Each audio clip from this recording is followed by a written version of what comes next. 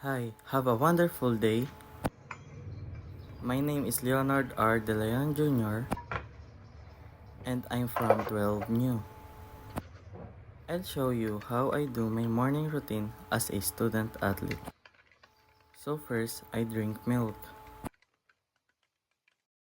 And the second step, I wash my face before I do my shadowing. So third in my morning routine as a student athlete. So I'm going to stretching my body before I do my shadowing.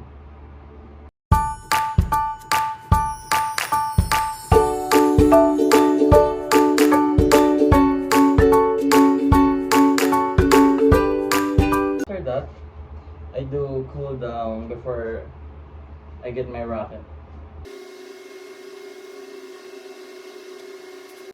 So now, I do my drilling shadow.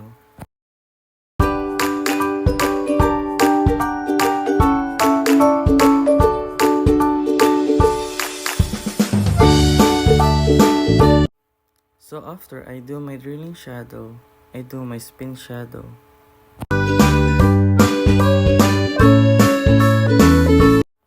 So now, I do my backhand drilling shadow.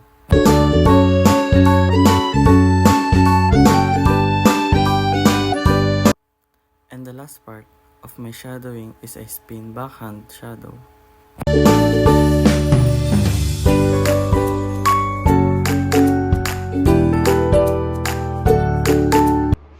And that's it. This is my morning routine as a student athlete. Thank you for watching.